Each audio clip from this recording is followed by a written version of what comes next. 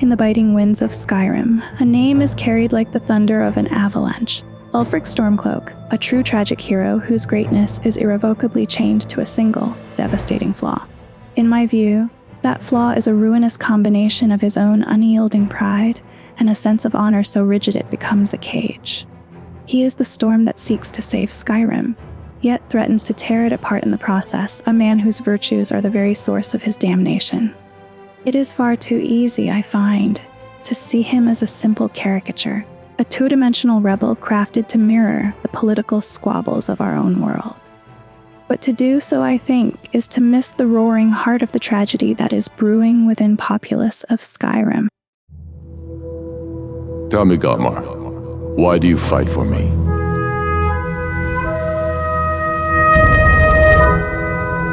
How many of their sons and daughters follow your banner? We are their families. I'll die before elves dictate the fates of men. Are we not one in this? How long are you going to wait? The people are behind you. We're ready when you are. Well put, friend. I fight for the men I've held in my arms, dying on foreign soil. I fight for their wives and children whose names I heard whispered in their last breath. I fight for we few who did come home, only to find our country full of strangers wearing familiar faces.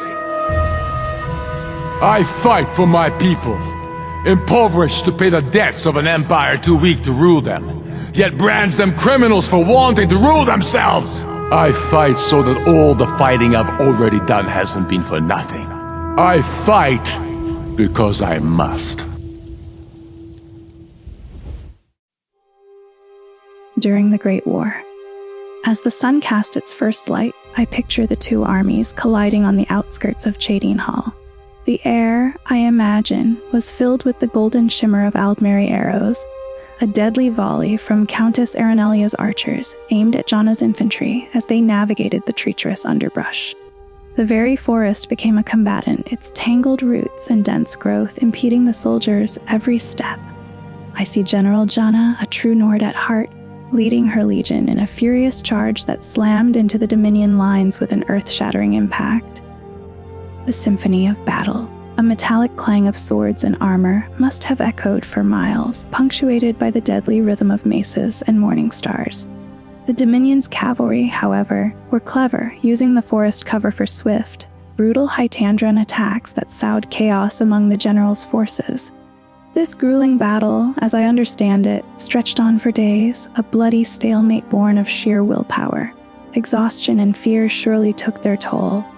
Yet the fighting spirit of the soldiers on both sides refused to break.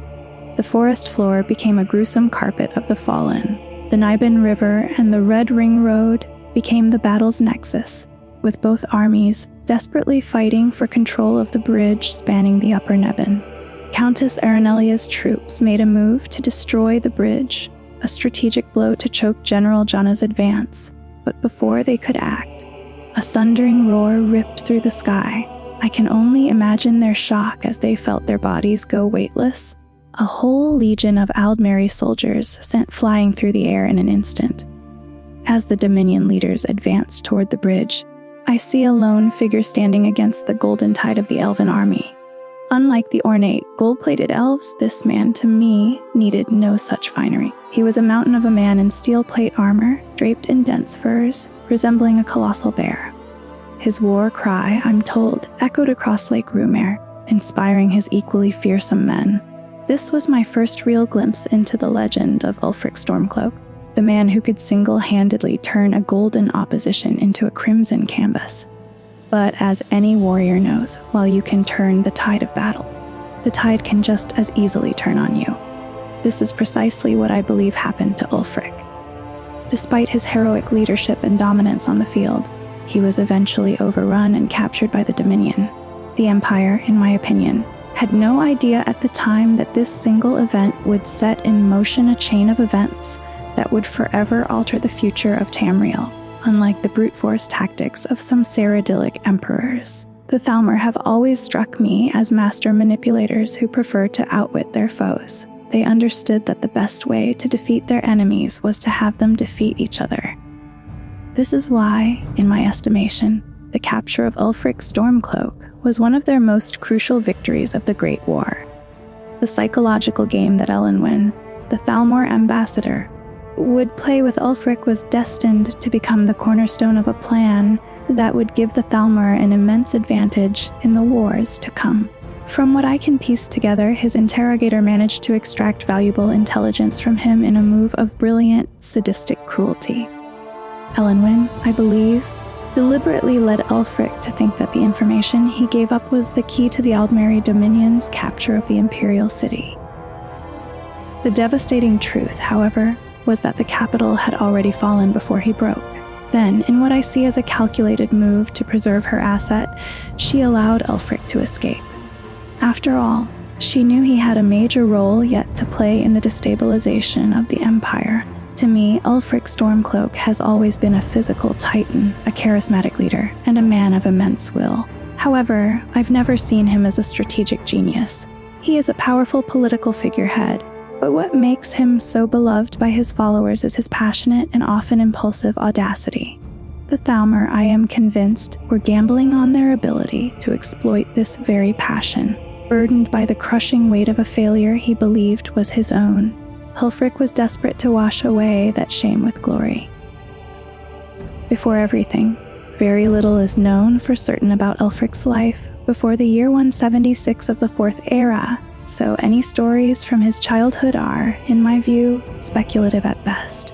But from these speculations, I can paint a picture. He was born in Windhelm to Jarl Stormcloak and Lady Stoneheart, but I believe his mother's death in childbirth created a deep rift between him and his father. I see a young Ulfric finding comfort not in his distant father, but in the epic tales of ancient Nordic heroes, which ignited his passionate love for Skyrim. He would apparently pester the court wizard, one Firth, with endless questions about these legends until the wizard finally banished him from his sight. Undeterred, I imagine Ulfric continued to explore Windhelm, absorbing its culture.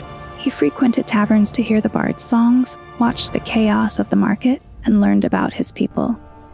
There was, however, one area of the city he was forbidden to enter, the Grey Quarter, a section his own grandfather had granted to dark elf refugees. As a young, moody, and fiery child, Ulfric, I think, couldn't grasp why his grandfather would welcome elves into the city, and he likely challenged his father's decision to let them stay. It was only after speaking with Lorthaim, the head of the Temple of Talos, that he started to understand the bigger picture. Lorthaim, I believe, taught him about Talos, the man's role in creating the Empire, and his divine ascension.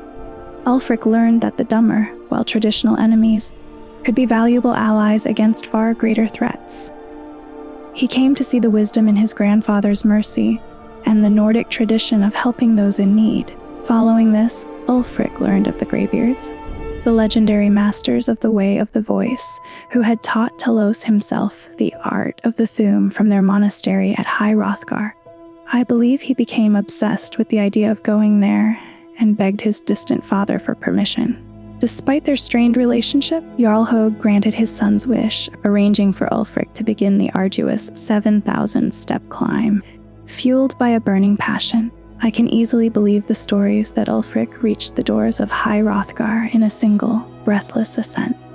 There, the Greybeards asked if he was willing to forsake the world, his titles, and his ambitions to dedicate his life to the worship of Kine. At that time, he readily agreed and began his training, learning at what I'm sure was an incredible speed. During his studies at High Hrothgar, Ulfric was primarily mentored by Arngir. The other Greybeards, in my opinion, were likely too engrossed in their own advanced meditations to bother with a novice. Arngir taught him the tenets of Kine, pushed him to explore the philosophy behind the Way of the Voice, and recounted the history of its founder, Jurgen Windcaller. They surely discussed the transformation of the Thu'um from a weapon of war to an instrument of worship. Arngir, though a dedicated teacher, was stern and possessed a stubbornness that I think matched Ulfric's own. It was another elder Greybeard, Einarth, who I believe played the crucial role in tempering Ulfric's fiery spirit. Einarth offered him comfort, monitored his progress, and gave him approval. Despite his occasional clashes with Arngeir, I think Ulfric found a sense of peace and purpose at High Hrothgar, a deeper understanding of the world, and a feeling of belonging he had never known. A major shift occurred while Ulfric was at the monastery. From the peaks of High Hrothgar, they observed Imperial legions marching south, seemingly responding to some unknown threat. An atmosphere of unease, I imagine, settled over the mountains. Soon, word arrived from Ivarstead. The Empire was at war with the Aldmeri Dominion, an enemy bent on crushing the lands of men and, most heretically, banning the worship of Talos. Day and night, I can picture him arguing with the Greybeards, insisting he must go down and fight for Skyrim, just as Jurgen Windcaller had done ages before. He must have been torn between his sacred vows to the Greybeards and his duty to his homeland. In the end, he chose the latter. His departure from High Hrothgar, I believe, was not just the beginning of his involvement in the Great War. It was the moment he chose the path of the sword over the path of peace, a choice that would define the rest of his life. The Markarth Incident and biased accounts. During the Great War between the years 174 and 176 of the Fourth Era, I understand that Ulfric heard news that the troublesome folk of the Reach had exploited the chaos of the war to seize the city of Markarth for themselves. Without a moment's hesitation, he leaped at the chance for glorious battle to stop them. As a Stormcloak from the East March, he had no personal stake in a savage uprising on the opposite side of the province. But as I see it, his staunch Nordic pride and his belief in strength and honor compelled him to act against the Forsworn in the name of justice. The Empire, its strength divided, couldn't spare any men to liberate Markarth, so they gave their official sanction to Ulfric Stormcloak and his forces. Many accounts of what happened next, an event now known as the Markarth Incident, have been told. However, what truly transpired is, in my opinion, heavily obscured by the biased perspectives of the storytellers. According to Arianus Arius, an Imperial scholar who wrote The Bear of Markarth, Ulfric is painted in a very negative light. He claims that while Ulfric was hailed as a hero for putting down the Forsworn, the war crimes he committed were dishonorable and barbaric. Coming from an Imperial scholar, this account, to me, reads less like a fair historical record and more like a piece of propaganda against a future rebel. I find it deeply ironic to hear an Imperial scholar criticize the Nords for maintaining control of their own territory and making an example of dissidents. To heighten the irony, he even cites Tiber Septim as an example of an exemplary leader while labeling the Nords' actions as dishonorable. This is, in my opinion, absurd, considering that Tiber Septim was a warmongering egomaniac who used the Numidium, a weapon of mass destruction, for his conquests. This isn't to say that I believe Ulfric's actions during the Markarth Incident were just and honorable. My point is that neither Tiber Septim nor Ulfric can be seen as entirely in a positive light. It's even possible that the accounts in the Bear of Markarth are 100% accurate, as there's no strong evidence to contradict them. But even if that's true, it doesn't mean the Empire's narrative, which vilifies Ulfric while glorifying its own history, is the whole truth. So, what do I believe really happened in the Reach? According to the Thalmor dossier on Ulfric, he first caught their attention during the Great War when he was taken as a prisoner. Recognizing his potential value as the son of the Jarl of Windhelm, he was assigned to First Emissary Elenwen as a strategic asset. During his torture, he was manipulated into believing that his information was crucial in the capture of the Imperial city, even though the city had already fallen.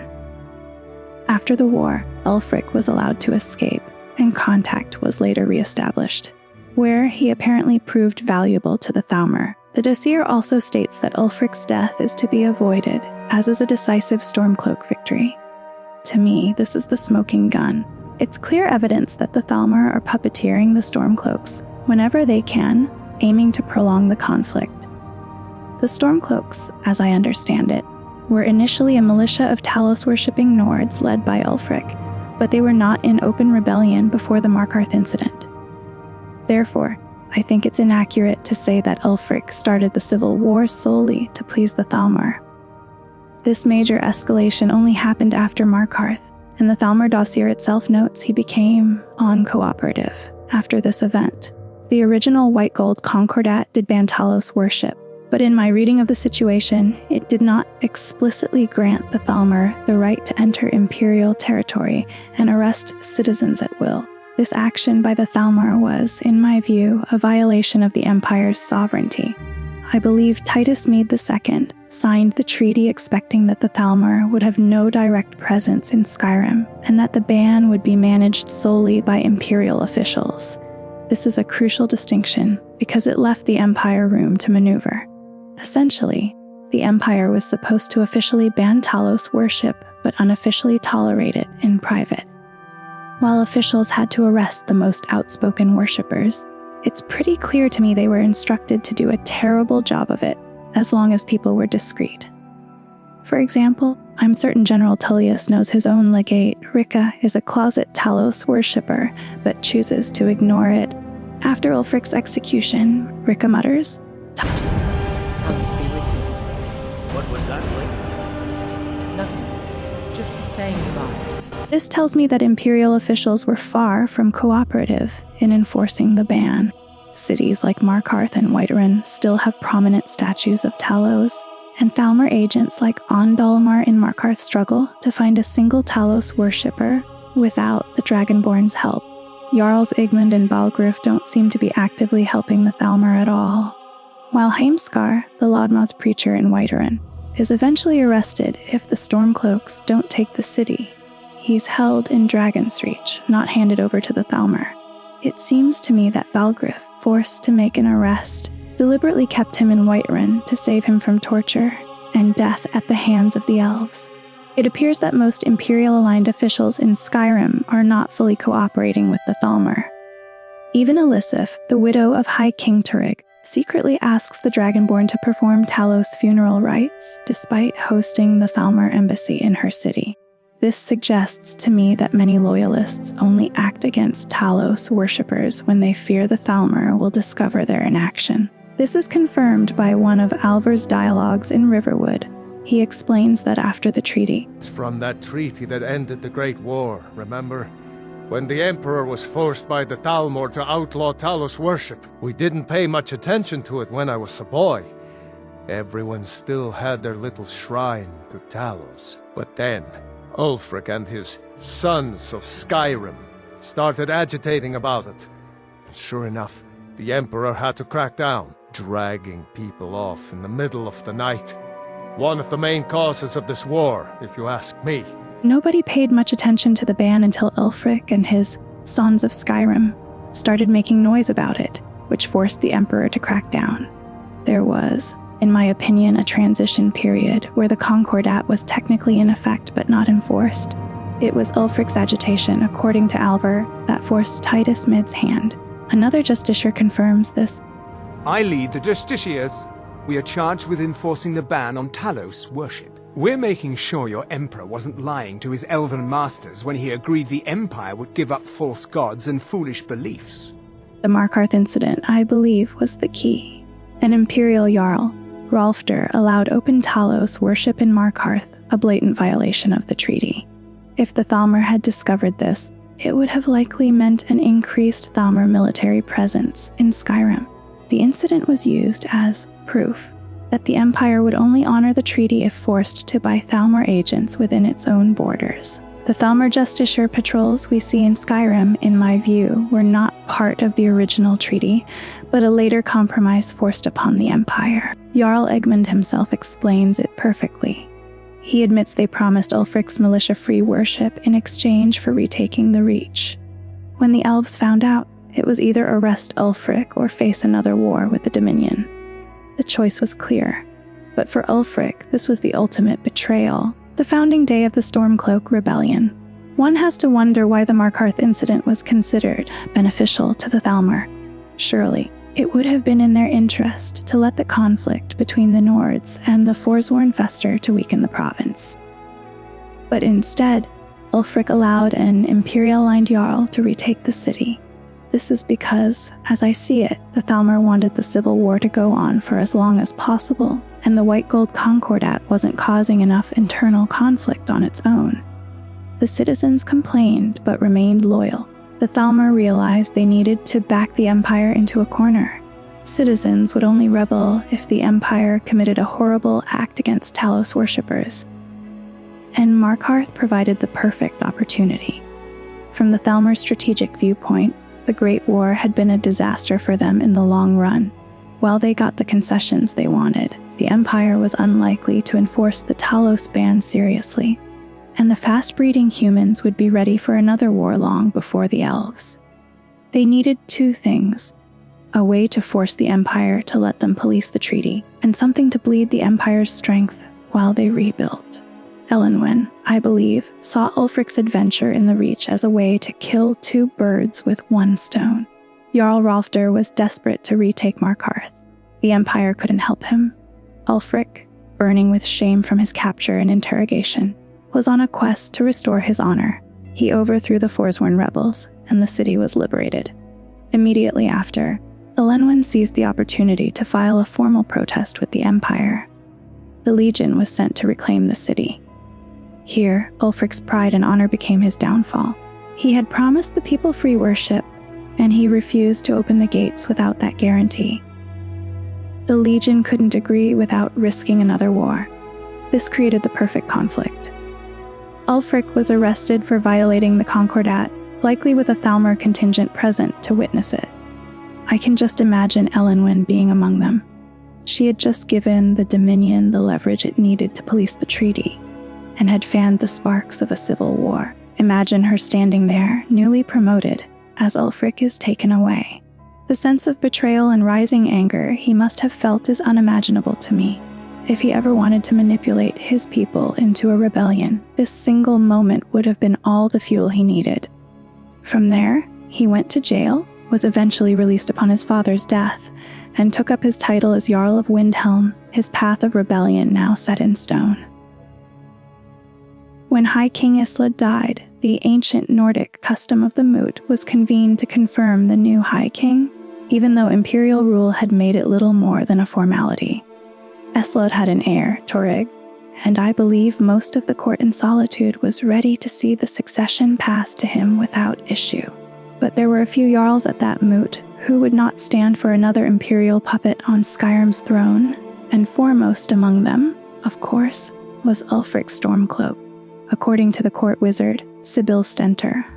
But Ulfric was at that moot, continually talking about Skyrim's independence in terms just shy of treason. By Nord custom, once the challenge was issued in court, Torrig had no choice but to accept. Had he not, Ulfric would have had cause to call a new moot and a new vote for High King. I don't think Ulfric knew how much Torrig respected him for that. If Ulfric had asked Torrig directly to stand up, to declare independence, Torrig might have done it. Despite his protests, Torrig was named High King, and the arguments for independence were set aside. But I am sure Ulfric would not take no for an answer. When he next came to Solitude and requested an audience with the High King, he did not come to talk. I saved this city, and all your worthless lives. I demand a trial by combat.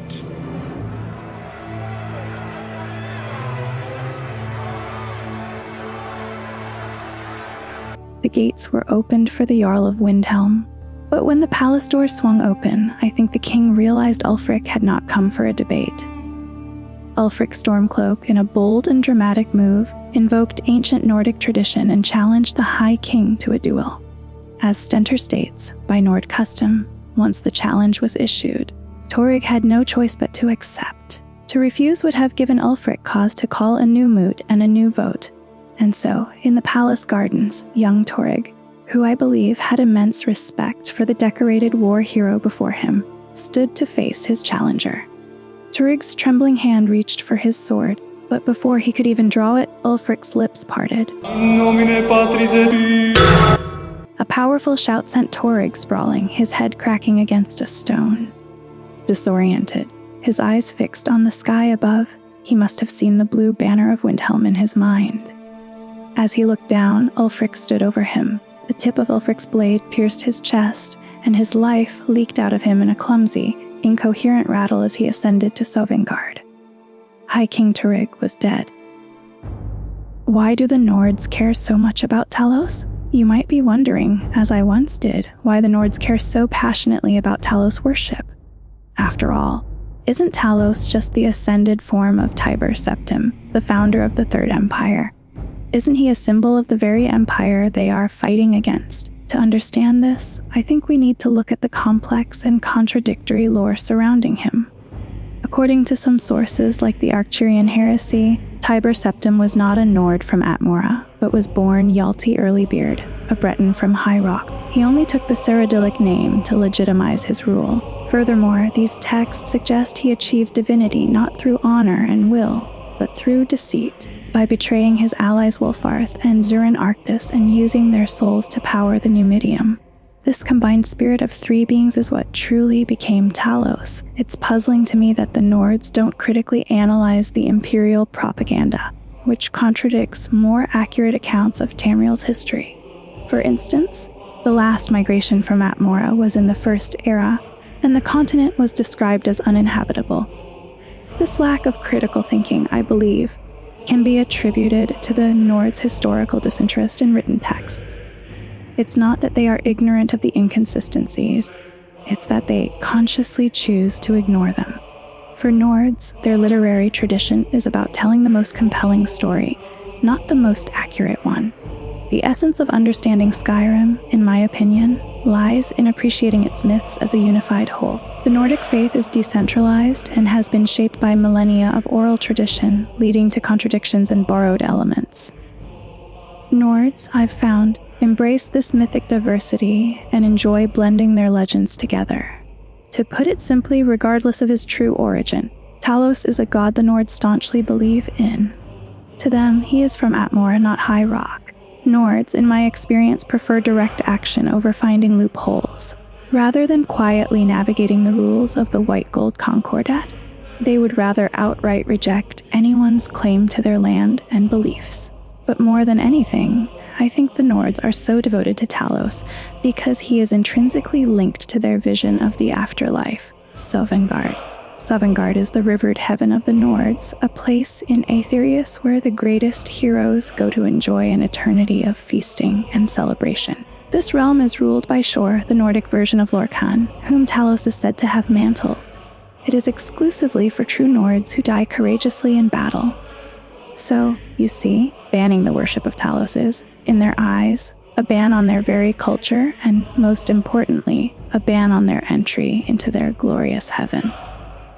From Ulfric's perspective, and indeed from the perspective of many in Tamriel, I see Titus Mede too as an old man who surrendered everything to the Thalmor. Signing the White-Gold Concordat was, by any measure, an insult to the citizens of the Empire and their values. It took away their freedom to worship Talos, the founder of their empire and a hero to all men. By doing so, they denied the sacrifices of everyone who fought and died to defend Skyrim. Men went to war only to be forced to obey the rules of a foreign power and risk execution for beliefs as old as the Empire itself. By taking that away, the Thalmor, with the Empire's complicity, destroyed the very foundations of Nordic culture.